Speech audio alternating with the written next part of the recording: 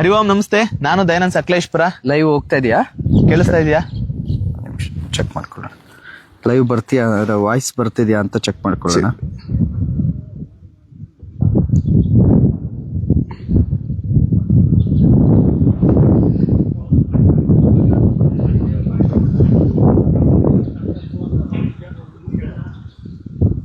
Just ನೋವಲ್ಲ. Okay, check ಮಾಡ್ಕೊಳ್ಳೋಣ.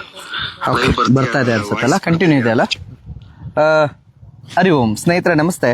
ನಾವಿವತ್ತು ಹಲ್ಮಿಡಿಯಲ್ಲಿ ಇದ್ದೀವಿ. ನೀವೆಲ್ಲರೂ ಕೂಡ ಈ ಹಲ್ಮಿಡಿ ಶಾಸನದ ಬಗ್ಗೆ ಕೇಳಿದ್ದೀವಿ. ಇಲ್ಲಿರ್ತಕ್ಕಂಥ ಶಾಸನಗಳು, ಇಲ್ಲಿರ್ತಕ್ಕಂಥ ಪುರಾತತ್ವ ಇಲಾಖೆಗೊಳಗೊಂಡಂಥ ದೇವಾಲಯಗಳು, ನಮ್ಮ ಸಂಸ್ಕೃತಿ ಪರಂಪರೆ, ನಮ್ಮ ಕನ್ನಡದ ಮೊದಲ ಶಾಸನ ದೊರೆತಂಥ ಸ್ಥಳ ಹಲ್ಮಿಡಿ. ಇವತ್ತು ದಯಾನಂದ್ ಅವ್ರ ಜೊತೆ ನಾನು ಹಲ್ಮಿಡಿಗೆ ಬಂದಿದ್ದೀನಿ. ಕಾರಣ ಏನು ಗೊತ್ತಾ? ಧರ್ಮಸ್ಥಳದ ಧರ್ಮೋತ್ಥಾನ ಟ್ರಸ್ಟ್ ಅಂದರೆ ಪೂಜ್ಯ ವೀರೇಂದ್ರ ಹೆಗ್ಗಡೆ ಅವರು ಕಾವಂದ್ರು ಆರಂಭ ಮಾಡಿದಂಥ ಧರ್ಮೋತ್ಥಾನ ಟ್ರಸ್ಟು ಹಲ್ಮಿಡಿಯಲ್ಲಿ ಒಂದು ದೇವಸ್ಥಾನವನ್ನು ಜೀರ್ಣೋದ್ಧಾರ ಮಾಡ್ತಾ ಇದೆ. ಅಂದರೆ ಸ್ನೇಹಿತರು, ನಿಮ್ಗೆಲ್ಲರಿಗೂ ಗೊತ್ತಿರಲಿ, ರಾಜ್ಯದಲ್ಲಿ ನೂರಾರು ದೇವಾಲಯಗಳನ್ನು ಜೀರ್ಣೋದ್ಧಾರವನ್ನು ಸ್ವತಃ ಅವರದ್ದೇ ತಂಡ, ಅಂದರೆ ಧರ್ಮೋತ್ಥಾನ ಟ್ರಸ್ಟ್ ಇದೆಯಲ್ಲ, ಧರ್ಮೋತ್ಥಾನ ಟ್ರಸ್ಟ್ ಹೇಗೆ ಅಂದರೆ ಅದು ಸ್ವತಃ ತಾವೇ ಹೋಗಿ ಆ ಜೀರ್ಣೋದ್ಧಾರವನ್ನು ಹೇಗೆ ಮಾಡ್ಬೋದು, ಅಲ್ಲಿ ಸಂಪೂರ್ಣ ಅಂದರೆ ನಿಮ್ಮ ಊರಿನಲ್ಲಿ ಯಾವುದಾದ್ರೂ ಒಂದು ಹಳೆಯ ದೇವಸ್ಥಾನ ಇದ್ರೆ ಅದ್ರ ಜೀರ್ಣೋದ್ಧಾರ ಮಾಡ್ಬೇಕಂದ್ರೆ ಧರ್ಮೋತ್ಥಾನ ಟ್ರಸ್ಟ್ನವ್ರಿಗೆ ಹೇಳಿದ್ರೆ ಅವರೇ ಖುದ್ದು ಬರ್ತಾರೆ. ಖುದ್ದು ಬಂದು ನೋಡಿ ಇದನ್ನ ನಾವು ಜೀರ್ಣೋದ್ಧಾರ ಮಾಡಬಹುದು ಅಂದ್ರೆ ಅವರದ್ದೇ ತಂಡ ಬಂದು ಅದ ಸಮೀಕ್ಷೆ ಮಾಡಿ ಅದಕ್ಕೊಂದು ಎಸ್ಟಿಮೇಟ್ ಹಾಕಿ ಇಂಜಿನಿಯರ್ಸ್ ಬಂದು ಎಲ್ಲವನ್ನು ನೋಡಿ ಸರ್ಕಾರದ ಜೊತೆ ಸರ್ಕಾರ ಏನಾದರೂ ಫಂಡ್ ಕೊಡುತ್ತಾ, ಊರ್ನವ್ರು ಎಷ್ಟು ಕೊಡ್ತಾರೆ, ಉಳಿದಿದ್ದು ಸಂಪೂರ್ಣವಾಗಿ 15 ಲಕ್ಷದವರೆಗೂ ಧರ್ಮೋತ್ಥಾನ ಟ್ರಸ್ಟ್ ಹಾಕಿ ಅದನ್ನ ದೇವಸ್ಥಾನವನ್ನ ಮರುಜೀವ ಕೊಡುವಂತ ಕೆಲಸವನ್ನ, ಅದಕ್ಕೆ ಪುನರುಜ್ಜೀವನ ಮಾಡೋ ಕೆಲಸವನ್ನ ಧರ್ಮೋತ್ಥಾನ ಟ್ರಸ್ಟ್ ಮಾಡುತ್ತೆ. ಈ ಧರ್ಮೋತ್ಥಾನ ಟ್ರಸ್ಟು ಈ ಹಲ್ಮಿಡಿಯಲ್ಲಿ ರಾಮಾಂಜನೇಯ ದೇವಾಲಯವೊಂದನ್ನ, ರಾಮೇಶ್ವರ ದೇವಾಲಯ ಅಲ್ಲ, ರಾಮೇಶ್ವರ ದೇವಾಲಯವೊಂದನ್ನ ಪುನರುತ್ಥಾನಗೊಳಿಸ್ತಾ ಇದ್ದಾರೆ. ಆ ಕೆಲಸ ನಡೆಯುವಾಗಲೇ ನಾವು ಅಲ್ಲಿದ್ದೀವಿ. ಯಾಕೆ ನಾವು ಈ ವಿಚಾರವನ್ನ ನಿಮಗೆ ಹೇಳ್ತಾ ಇದ್ದೀವಿ ಅಂತ ಅಂದ್ರೆ ಸ್ನೇಹಿತರೆ, ಆ ದೇವಾಲಯವನ್ನು ನೋಡ್ಬೋದು ನೀವು. ಹಳೆ ಫೋಟೋವನ್ನ ನಾನು ಸಾಧ್ಯವಾದ್ರೆ ಕಮೆಂಟ್ ಬಾಕ್ಸ್ ನಲ್ಲಿ ಹಾಕ್ತೀನಿ. ಎಷ್ಟು ಅದ್ಭುತವಾದಂತಹ ದೇವಾಲಯ ಅಂತ ಅಂದ್ರೆ ಸ್ನೇಹಿತರೆ, ನೀವು ಇದನ್ನ ನೋಡ್ಬೋದು. ನೀವಿಲ್ಲಿ ಈ ದೇವಾಲಯದ ಕೆಲಸಗಳನ್ನು ನೋಡ್ತಾ ಇದ್ದೀರಿ ಹೇಗೆ ನಡೀತಾ ಇದೆ ಅಂತ. ಇದನ್ನ ಖುದ್ದು ಧರ್ಮಸ್ಥಳವೇ ಅಂದ್ರೆ ಧರ್ಮೋತ್ಥಾನ ಟ್ರಸ್ಟ್ನವರೇ ಇಲ್ಲಿಗೆ ಬಂದು ಈ ಕೆಲಸವನ್ನ ಮಾಡ್ತಾರೆ. ನಿಮಗೆ ಇಲ್ಲಿ ಧರ್ಮೋತ್ಥಾನ ಟ್ರಸ್ಟ್ನ ಸೂಪರ್ವೈಸರ್ಸ್ ಇಲ್ಲಿ ಇರ್ತಾರೆ, ಇಲ್ಲಿ ಬಂದು ನೋಡ್ತಿರ್ತಾರೆ ಕೆಲಸ ಎಲ್ಲ ಹೇಗೆ ನಡೀತಿದೆ ಅಂತ ಹೇಳಿ. ಎಂಟೈರ್ ಇಡೀ ಧರ್ಮಸ್ಥಳದ ಅಂದ್ರೆ ಒಂದು ದೇವಾಲಯ ಯಾವ ಕೆಲಸವನ್ನ ಮಾಡಬಹುದು ಹೇಗೆ ಮಾಡಬಹುದು ಅನ್ನೋದನ್ನ ಧರ್ಮಸ್ಥಳ ಖುದ್ದು ಮಾಡ್ತಾ ಇದೆ. ನೀವೆಲ್ಲರೂ ಕೂಡ ನೋಡ್ಬೋದು. ನೋಡಿ ಎಷ್ಟು ಅದ್ಭುತವಾಗಿ ಇದ್ರ ಕಾರ್ಯ ನಡೀತಾ ಇದೆ. ಇದ್ರ ಬಗ್ಗೆ ಮಾಹಿತಿಯನ್ನ ನಾನು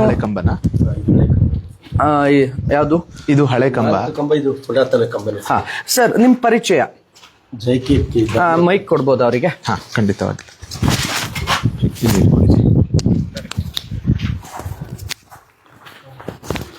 ಓಕೆ ಸರ್, ತಮ್ಮ ಪರಿಚಯ? Dharmotthana trust ಮೇಲ್ವಿಚಾರಕ sir, ಜೈಕೀರ್ತಿ. ಓಕೆ, ಜೈಕೀರ್ತಿ ಅವರೇ, ಇದು ಈಗ ನಾವು ನೋಡಿದ್ರೆ ಇದೇನೋ ಹೊಸ ದೇವಸ್ಥಾನ ಕಟ್ತಿದ್ದಾರೆ ಅನ್ನೋ ರೀತಿ ಇದೆ. ಆದ್ರೆ ಈ ದೇವಸ್ಥಾನದ ಹಳೆ ಫೋಟೋಸ್ ಇದೆ. ನಾನು ಸ್ನೇಹಿತರೆ ನಿಮಗೆ ಸಾಧ್ಯ ಆದ್ರೆ ಇಲ್ಲೊಂದು ಸ್ವಲ್ಪ ತೋರಿಸ್ತೀನಿ ನೋಡಿ. ಇದು ನಿಮ್ ಪರಿಚಯ ಮಾಡ್ಕೊಳ್ಳಿ ಎಷ್ಟರೊಳಗಡೆ. ಧರ್ಮೋತ್ಥಾನ ಟ್ರಸ್ಟ್ ವತಿಯಿಂದ ಜೀರ್ಣೋದ್ಧಾರ ಆಗ್ತಿರೋ ದೇವಸ್ಥಾನ ಸರ್ ಇದು. ನಿಮ್ ಪರಿಚಯ? ನೀವು ಜೈಕೀರ್ತಿ ಜೈನ್, ಧರ್ಮೋತ್ಥಾನ ಟ್ರಸ್ಟ್ ಮೇಲ್ವಿಚಾರಕ ಸರ್. ನಾವು ಎಲ್ಲಾ ಕಡೆಯಲ್ಲಿ ಟ್ರಸ್ಟ್ ವರ್ಕ್ ಆಗಿರೋದ್ರಲ್ಲಿ ನಾನು ಮೇಲ್ವಿಚಾರಕ ಕೆಲಸ ಮಾಡ್ತಾ ಇದ್ದೀನಿ. ನಾನು ಚಿಕ್ಕಮಂಗ್ಳೂರಲ್ಲಿ ವಾಸ ಇರ್ತೀನಿ. ಎಲ್ಲೆಲ್ಲಿ ವರ್ಕ್ ಆಗ್ತದೆ ಅಲ್ಲೆಲ್ಲಾ ಕಡೆಯಲ್ಲೂ ನಾನು ವರ್ಕ್ ನೋಡ್ಕೊಂಡ್ ಬರ್ತಾ ಇರ್ತೀನಿ. ಸ್ನೇಹಿತರೆ, ಈಗ ನಿಮಗೆ ಇದು ನೋಡ್ತಿದ್ದೀರಿ, ಈ ಕೆಲಸ ಆಗ್ತಾ ಇರೋವಂಥದ್ದು ಏನಂದ್ರೆ ಈ ದೇವಾಲಯ ನೋಡಿ, ಈಗಿತ್ತು ಈ ದೇವಾಲಯ ಈ ರೀತಿಯಾಗಿ ನಿಮಗೆ ಕಾಣಿಸ್ತಾ ಇದೆ. ಇನ್ನೊಂದು ಫೋಟೋ ಸ್ಲೈಡ್ ಮಾಡಿ. ಓಕೆ, ನೋಡಿ ನಿಮಗೆ ಕಾಣಿಸ್ತಾ ಇರ್ಬೋದು. ಈ ರೀತಿಯಾಗಿ ಇದ್ದಂತಹ ದೇವಾಲಯವನ್ನ ಈಗ ಧರ್ಮಸ್ಥಳ ಧರ್ಮೋತ್ಥಾನ ಟ್ರಸ್ಟ್ ಈಗ ಇದನ್ನ ಧರ್ಮಸ್ಥಳದ ಧರ್ಮೋತ್ಥಾನ ಟ್ರಸ್ಟ್ ಇದನ್ನ ಅಭಿವೃದ್ಧಿ ಮಾಡ್ತಾ ಇದೆ. ಸ್ನೇಹಿತರೆ, ಇದ್ರ ಬಗ್ಗೆ ಹೆಚ್ಚಿನ ಮಾಹಿತಿಯನ್ನ ನಮ್ಮ ಜೈಕೀರ್ತಿ ಅವರು ಕೊಡ್ತಾರೆ. ಇದು ಈ ದೇವಸ್ಥಾನ ಸಂಪೂರ್ಣ ಶಿಥಿಲವಾಗಿದ್ದು ಸುಮಾರು ನೆಲಮಟ್ಟದಿಂದ 2 ಅಡಿ ಕೆಳಗಡೆ ಇತ್ತು ಸರ್ ಈ ದೇವಸ್ಥಾನ. ಅದನ್ನ ಜೀರ್ಣೋದ್ಧಾರ ಮಾಡುವ ಸಂದರ್ಭದಲ್ಲಿ ಹೈಟ್ ಮಾಡ್ಬೇಕಂತೇಳಿ ಕೆರೆ ನೀರು ಪಕ್ಕದಲ್ಲಿಂದ ಬರುತ್ತೆ ಅನ್ನೋ ಉದ್ದೇಶದಿಂದ ದೇವಸ್ಥಾನ 2 ಅಡಿ ಎತ್ತರಕ್ಕೆ ಪಂಚಾಂಗ ಕೊಟ್ಟು ಮತ್ತೆ ದೇವಸ್ಥಾನ ಇದು ಎತ್ತರನೂ ಅಷ್ಟೇ ಸರ್ ಎತ್ತರಿಸಿದೀವಿ. ಸುಮಾರು 1.5 ಅಡಿ ಎತ್ತರಿಸಿದ್ವಿ. ಇದು ಕೆಳ ತಲೆ ಹೊಡಿತಾ ಇತ್ತು. ಇದು ಮೊದ್ಲು ಆಯ ಏನಿತ್ತು ಆಯ ಯಾವ್ದನ್ನು ನಾವು ಬದಲಿ ಮಾಡಲಿ. ಇದು ಗರ್ಭಗುಡಿ. ಇದರಲ್ಲೂ ಹಳೆ ಕಲ್ಲಿತ್ತು, ಇದೆಲ್ಲ ಹೋಯ್ತು. ಹಳೆ ಕಲ್ಲು ಇಟ್ಟಿಗೆ ಇದ್ರಲ್ಲಿ ಕಟ್ಟಿದ್ದು ಅದನ್ನ ಚೇಂಜ್ ಮಾಡಿ ಹೊಸ ಕಲ್ಲಿನಲ್ಲಿ ನಿರ್ಮಾಣ ಮಾಡ್ತಾ ಇದ್ದೀವಿ.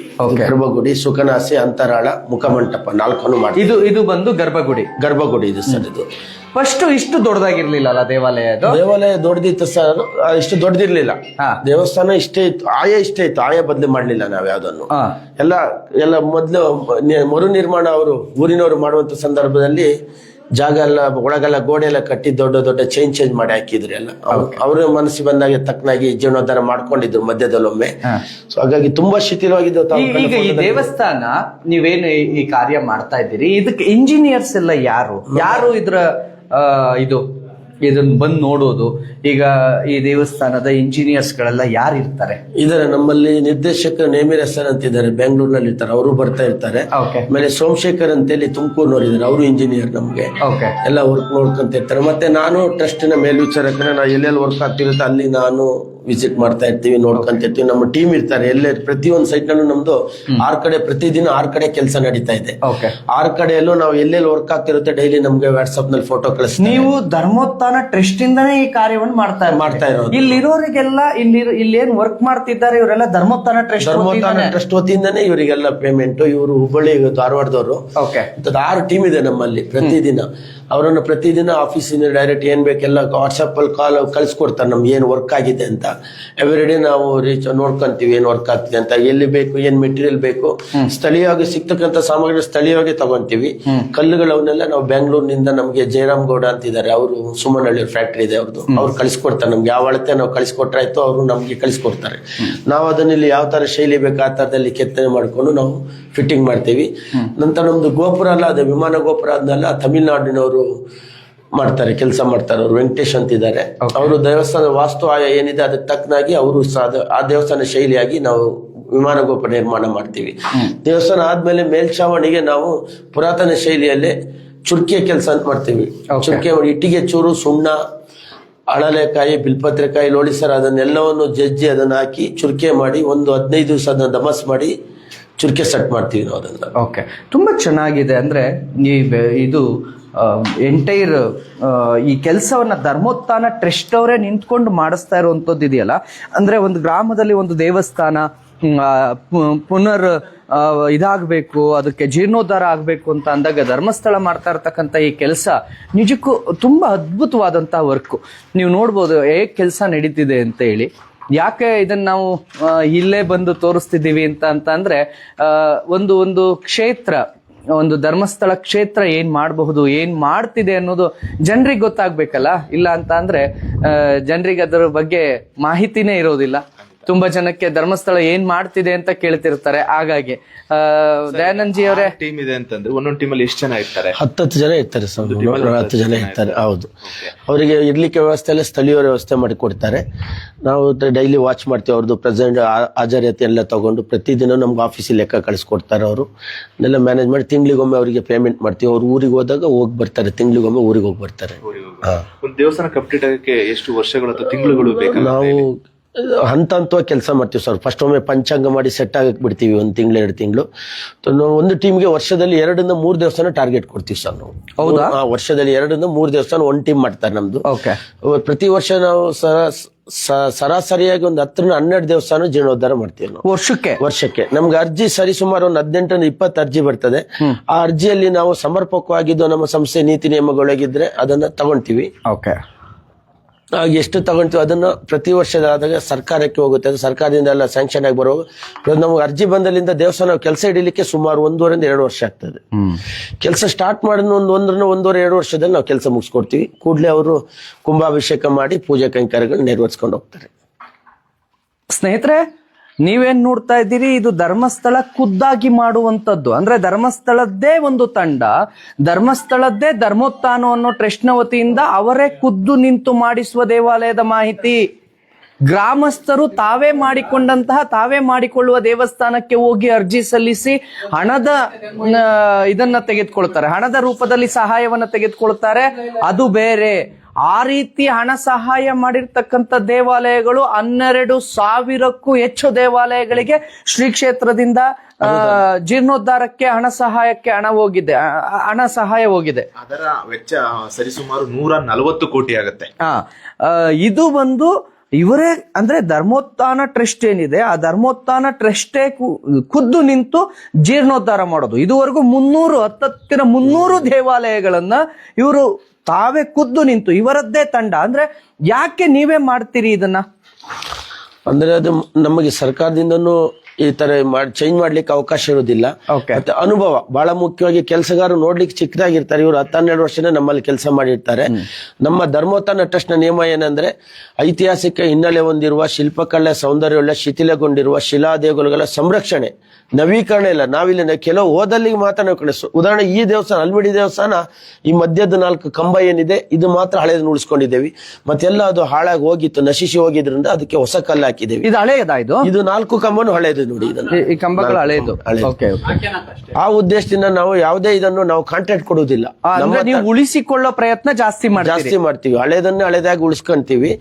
ಹೊಸದು ಅನಿವಾರ್ಯತೆ ಹೋದಲ್ಲಿಗೆ ಚೇಂಜ್ ಮಾಡ್ತೀವಿ. ಬಿಟ್ರೆ ನಾವು ಮತ್ತೆ ಪ್ರತಿಯೊಂದು ಕೆಲಸನೂ ಅಷ್ಟೇ, ನಾವು ಯಾವುದೇ ಕೆಲಸವನ್ನು ಕಾಂಟ್ರಾಕ್ಟ್ ಕೊಡುವುದಿಲ್ಲ. ಯಾಕಂದ್ರೆ ಕಾಂಟ್ರಾಕ್ಟ್ ಕೊಟ್ಟರೆ ಕೆಲಸ ಕೆಡುತ್ತೆ ಅನ್ನೋ ಉದ್ದೇಶದಿಂದ ಪ್ರತಿ ವಾರಕ್ಕೊಮ್ಮೆ ನಾವು ಸಂಸ್ಥೆ ಕಡೆಯಿಂದ ಬಂದು ನೋಡ್ತೀವಿ. ನಮ್ಮ ಕೆಲಸಗಳನ್ನೆಲ್ಲ ಅಬ್ಸರ್ವ್ ಮಾಡ್ಕೊಂಡು ಯಾವುದೇ ತೊಂದರೆ ಆಗದಿದ್ದ ಏನಾದ್ರು ತಪ್ಪುಗಳಾಗಿದ್ರು ಅದನ್ನು ತಿದ್ದಿ ಮತ್ತೆ ಅಲ್ಲೇನೆ ರೆಡಿ ಮಾಡ್ಕೊಂಡು ಮತ್ತೆ ಮುಂದಿನ ಕೆಲಸಕ್ಕೆ ಹೋಗ್ತೀವಿ ನಾವು. ಒಮ್ಮೆ ಏನಾದ್ರು ಪ್ರಾಬ್ಲಮ್ ಆದ್ರೆ ಮತ್ತೆ ರೀಸೆಟ್ ಮಾಡ್ಲಿಕ್ಕೆ ಆಗೋದಿಲ್ಲ. ಹಾಗಾಗಿ ನಾವು ನವೀಕರಣ ಮಾಡೋದಿಲ್ಲ, ಜೀರ್ಣೋದ್ಧಾರ ಮಾತ್ರ. ಹಾಗೆ ಆ ಪ್ರಕಾರದಲ್ಲೇ ಕೆಲಸನ ನಾವು ಹಂತವಾಗಿ ನಮ್ದೇ ಟೀಮ್ ಬಿಟ್ಟು ನಾವು ಕೆಲಸ ಮಾಡಿಸ್ತೀವಿ. ಅದ್ಭುತ. ತುಂಬಾ ಸ್ಥಳೀಯರಿದ್ದಾರೆ. ನಮಸ್ಕಾರ. ಮೈಕ್ ಕೊಡಿ ಅವ್ರಿಗೆ.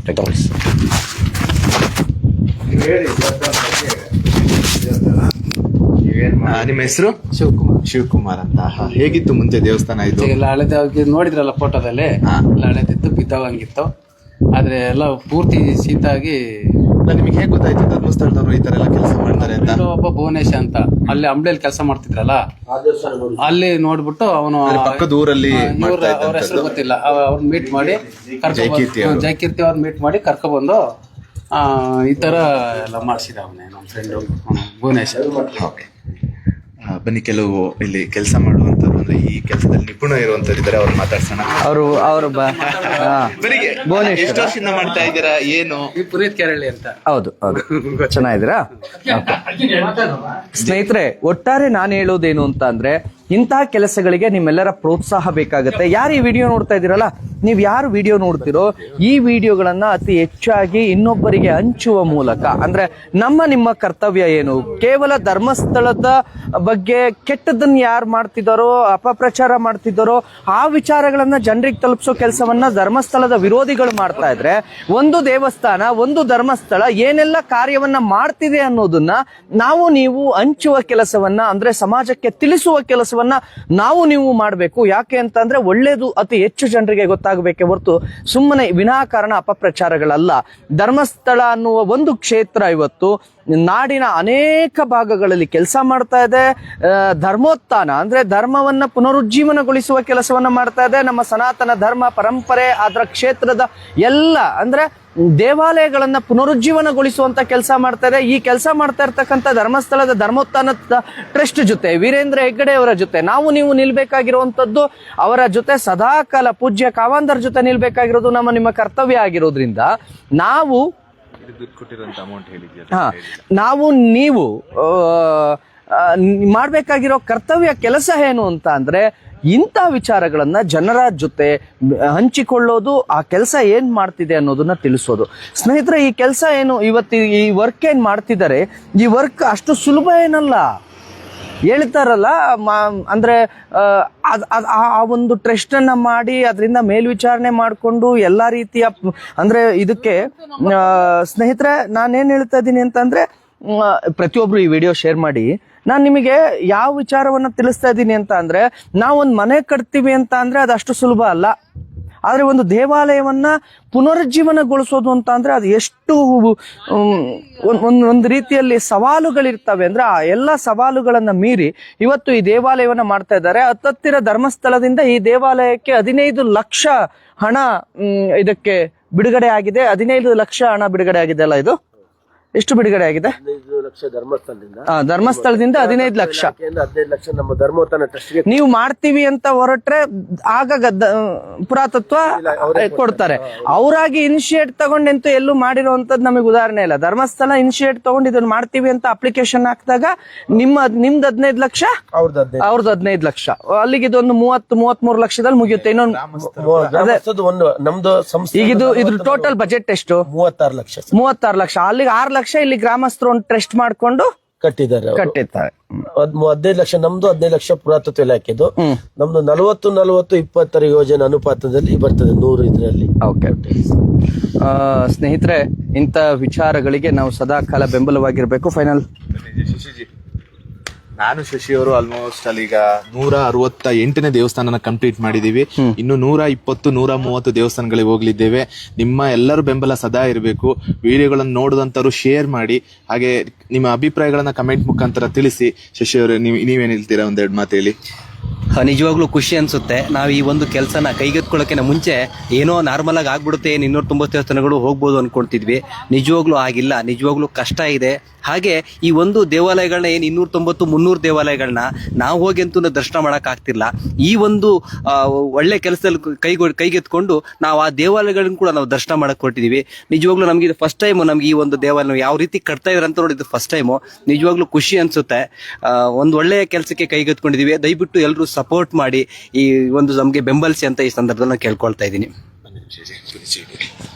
ಹಾಗೆ ನಾವು ತುಂಬಾ ದಿನದಿಂದ ಕೇಳ್ಕೊಳ್ತಾ ಇದ್ವಿ, ಸೆಲ್ಫಿ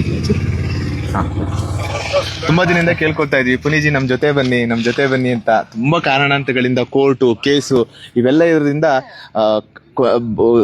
ತುಂಬಾ ಕೇಳ್ಕೊಂಡ್ಮೇಲೆ ಅಂದ್ರೆ ಅವರು ಟೈಮ್ ಮಾಡ್ಕೊಂಡು ಇವತ್ತು ಕೂಡ ಸಮಯ ಇರ್ಲಿಲ್ಲ ಅವ್ರಿಗೆ. ನಾಳೆ ಹೋಗ್ಬೇಕಾಗಿದೆ ಅಂತದಲ್ಲೂ ಬಂದು ನಮಗೆ ಟೈಮ್ ಕೊಟ್ಟಿದ್ದಾರೆ. ತುಂಬಾ ಖುಷಿ ಆಗುತ್ತೆ ಪುನೀಜಿ, ತುಂಬಾ ಧನ್ಯವಾದ. ಇದು ಪ್ರತಿಯೊಬ್ಬರ ಕರ್ತವ್ಯ. ಅಂದ್ರೆ ದಯಾನಂದ್ ಜಿ ಏನ್ ಮಾಡ್ತಿದ್ದಾರೆ, ಈ ಕೆಲ್ಸಗಳಿಗೆ ಬೆಂಬಲ ಬೇಕಾಗಿದೆ ಅಂತ. ಅಂದ್ರೆ ಯಾವುದ್ರ ಜೊತೆ ಜನ ನಿಲ್ಬೇಕು? ಸತ್ಯದ ಜೊತೆ ನಿಲ್ಬೇಕು. ಯಾವ ಕಾರ್ಯದ ಜೊತೆ ನಿಲ್ಬೇಕು? ಧರ್ಮ ಕಾರ್ಯದ ಜೊತೆಗೆ ನಿಲ್ಬೇಕು. ಅಂದ್ರೆ ಪ್ರತಿಯೊಬ್ಬರಲ್ಲೂ ನಾನು ಕೇಳ್ಕೊಳ್ಳೋದು, ಈಗ ಈ ವಿಡಿಯೋ ನೋಡ್ತಾ ಇರ್ತೀರಾ, ನಿಮ್ ಕೆಲಸ, ನಿಮ್ ಕರ್ತವ್ಯ ಏನು? ಧರ್ಮಕ್ಕಾಗಿ ಏನ್ ಮಾಡ್ಬೋದು ಅಂದ್ರೆ ಪ್ರತಿ ಕ್ಷಣ ನಾವೇನ್ ಮಾಡಬಹುದು ಅಂತ. ಈಗ ನೋಡ್ತಾ ಇರೋರು ಅಷ್ಟು ಜನ ಈ ವಿಡಿಯೋವನ್ನ ತಲುಪಿಸುವ ಕೆಲಸವನ್ನು ಮಾಡ್ಬೇಕು. ಅಂದ್ರೆ ಬೇರೆ ಗುಂಪುಗಳಿಗೆ ಶೇರ್ ಮಾಡುವಂಥದ್ದು, ತಮ್ಮ ಸ್ನೇಹಿತರಿಗೆ ಇದನ್ನ ಹಂಚುವಂಥದ್ದು. ನೋಡ್ರಪ್ಪ, ಧರ್ಮಸ್ಥಳ ಏನ್ ಕೆಲಸ ಮಾಡ್ತಾ ಇದೆ, ಇಂಥ ಕ್ಷೇತ್ರದ ಬಗ್ಗೆ ನೀವು ಮಾತಾಡ್ತಿರಲ್ಲ ಕೆಟ್ಟದಾಗಿ, ಮನಸ್ಸಾದ್ರೂ ಹೇಗೆ ಬರುತ್ತೆ? ಈ ಕ್ಷೇತ್ರ ಇಲ್ಲ ಅಂದಿದ್ರೆ ಇವತ್ತು ಈ ದೇವಸ್ಥಾನವನ್ನ ಯಾರು ಪುನರುಜ್ಜೀವನಗೊಳಿಸಬೇಕಾಗಿತ್ತು? ರಾಜ್ಯದಲ್ಲಿ ಇದುವರೆಗೂ 300ಕ್ಕೂ ಹೆಚ್ಚು ದೇವಾಲಯಗಳನ್ನ ಯಾರು ಪುನರುಜ್ಜೀವನಗೊಳಿಸಬೇಕಿತ್ತು? ಈ ಒಂದು ದೇವಾಲಯಕ್ಕೆ 15 ಲಕ್ಷ ಖರ್ಚಾಗ್ತಿದೆ ಅನ್ನೋದಾದ್ರೆ ನಾವು ಯಾವ ರೀತಿ ಆ ಕ್ಷೇತ್ರದ ಜೊತೆ ನಿಲ್ಬೇಕು ಅಂತ, ಪೂಜ್ಯ ಕಾವಾಂತರ ಜೊತೆ ನಾವು ಇನ್ನೆಷ್ಟು ಗಟ್ಟಿಯಾಗಿ ನಿಲ್ಬೇಕು ಅಂತ ನಾನು ಮತ್ತೊಮ್ಮೆ ಹೇಳ್ತಾ ಇದ್ದೇನೆ. ಈ ನಾಡು ಬಹಳ ಪುಣ್ಯ ಮಾಡಿತ್ತು. ಯಾಕೆ ಅಂತಂದ್ರೆ ಪೂಜ್ಯ ಕಾವಾಂತರನ್ನ ಪಡೆದಿದೆ. ಧರ್ಮಸ್ಥಳ ಅನ್ನೋ ಒಂದು ಕ್ಷೇತ್ರ ಇದೆ. ವೀರೇಂದ್ರ ಹೆಗ್ಗಡೆ ಅನ್ನುವ ಒಬ್ಬ ಮನುಷ್ಯ, ಆತ ಕೇವಲ ಮನುಷ್ಯನಾಗಿಲ್ಲ, ನಮ್ಮೆಲ್ಲರ ಮುಂದೆ ದೈವದ ರೀತಿಯಲ್ಲಿ ನಿಂತಿದ್ದಾನೆ ಅಂತ ಹೇಳಿದ್ರೆ ತಪ್ಪಾಗೋದೇ ಇಲ್ಲ. ಯಾಕೆ ಅಂತಂದ್ರೆ ನಾವು ದೇವರು ಅಂತ ಕರಿಬೇಕಾದ್ರೆ ಈ ರೀತಿಯಾಗಿ ಹೇಳ್ತೇವೆ. ಯಾಕೆಂದ್ರೆ ಯಾರು ಧರ್ಮ ಕಾರ್ಯ ಮಾಡ್ತಾರೋ, ಯಾರು ಧರ್ಮದ ಜೊತೆ ನಿಲ್ತಾರೋ, ಯಾರು ಪ್ರಜೆಗಳ ಹಿತಕ್ಕಾಗಿ, ಪ್ರಜೆಗಳ ರಕ್ಷಣೆಗಾಗಿ ಕೆಲಸ ಮಾಡ್ತಾರೋ, ಯಾರು ಒಂದು ಗ್ರಾಮದ ರಕ್ಷಣೆಗಾಗಿ, ಗ್ರಾಮದ ಉದ್ಧಾರಕ್ಕಾಗಿ ಕೆಲಸ ಮಾಡ್ತಾರೋ ಅವರನ್ನೇ ನಾವು ದೇವರು ಅಂತ ಕರೆದದ್ದು ಇತಿಹಾಸದುದ್ದಕ್ಕೂ. ಹಾಗಾಗಿ ಪೂಜ್ಯ ಕಾವಾಂದರನ್ನ ಪೂಜ್ಯರು ಅಂತ ಕರೆದಾಗ ನಮಗೆ ಮತ್ತಷ್ಟು ಶಕ್ತಿ ಹೆಚ್ಚಾಗುತ್ತೆ. ನಾನು ಈ ಮೂಲಕ ಪೂಜ್ಯ ಕಾವಾಂದರಿಗೆ ನಾನು ತುಂಬು ಹೃದಯ ಧನ್ಯವಾದವನ್ನ ತಿಳಿಸ್ತಾ, ನಾವೆಲ್ಲರೂ ಕೂಡ ನಿಮಗೆ ಸದಾಕಾಲ ಋಣಿಯಾಗಿರ್ತೇವೆ. ಧರ್ಮೋತ್ಥಾನ ಟ್ರಸ್ಟ್ ಮತ್ತಷ್ಟು ಕೆಲಸ ಮಾಡಲಿ ಅಂತ ಕೇಳ್ಕೊಳ್ತಾ, ನಾನು ನಿಮ್ಮೆಲ್ಲರಲ್ಲಿ ಕೇಳ್ಕೊಳ್ಳೋದು, ಸಾಧ್ಯವಾದ್ರೆ ನೀವು ಕೂಡ ಈ ಧರ್ಮ ಕಾರ್ಯದಲ್ಲಿ ಕೈ ಜೋಡಿಸಿ ಈ ವಿಡಿಯೋವನ್ನ ಶೇರ್ ಮಾಡಿ, ಜನರಿಗೆ ಹಂಚಿ, ಧರ್ಮಸ್ಥಳದ ಬಗ್ಗೆ ಒಳಿತುಗಳು ಪ್ರಚಾರವಾಗಲಿ, ಧರ್ಮಸ್ಥಳದ ಕೆಲಸಗಳು ಪ್ರಚಾರವಾಗಲಿ, ಧರ್ಮಸ್ಥಳದ ಶ್ರೀ ಕ್ಷೇತ್ರ ಮಾಡ್ತಾ ಇರ್ತಕ್ಕಂಥ, ಧರ್ಮೋತ್ಥಾನ ಟ್ರಸ್ಟ್ ಮಾಡ್ತಾ ಇರ್ತಕ್ಕಂಥ ಈ ಕೆಲಸಗಳನ್ನ ಸಮಾಜಕ್ಕೆ ಹಂಚುವ ಕೆಲಸ ನಮ್ಮ ಮುಂದೆ, ನಿಮ್ಮ ಮುಂದೆ ಇದೆ ಅಂತ ಕೇಳ್ಕೊಳ್ತಾನೆ. ಇದು ಅಲ್ಮಿಡಿಯಲ್ಲಿರ್ತಕ್ಕಂಥ, ಅಂದ್ರೆ ಚಿಕ್ಕಮಗಳೂರು ಜಿಲ್ಲೆಯ ಇದು ಬೇಲೂರು ಸೇರುತ್ತಲ್ಲ, ಸಾರಿ, ಹಾಸನ ಜಿಲ್ಲೆ. ನಾವು ಚಿಕ್ಕಮಂಗ್ಳೂರಿಂದ ಬಹಳ ಹತ್ತಿರಕ್ಕಿದ್ದೀವಿ. ಇದು ಚಿಕ್ಕಮಂಗ್ಳೂರಿಂದ ಬಹಳ ಹತ್ರ. ಹಾಸನ ಎಷ್ಟು ಕಿಲೋಮೀಟರ್? ಹೌದು. ಚಿಕ್ಕಮಂಗ್ಳೂರು 7 ಕಿಲೋಮೀಟರ್. ಓಕೆ, ಹಾಗಾದ್ರೆ ಇದು ಹಾಸನ ಜಿಲ್ಲೆ ಕರೆಕ್ಟ್. ನಾನು ಹಾ ಬೇಲೂರು ತಾಲೂಕು, ಅಲ್ಮಿಡಿ ಶಾಸನ ಇರ್ತಕ್ಕಂಥದ್ದು ಬೇಲೂರು ತಾಲೂಕು ಹಾಸನ ಜಿಲ್ಲೆಯ ಅಲ್ಮಿಡಿಯಲ್ಲಿ ನಾವಿದ್ದೀವಿ. ಬಹಳ ಅದ್ಭುತವಾಗಿದೆ ಈ ಕೆಲಸ. ಧನ್ಯವಾದಗಳು. ಜೈ ಹಿಂದ್, ಜೈ ಶ್ರೀರಾಮ್. ಶ್ರೀರಾಮ್. ಜೈ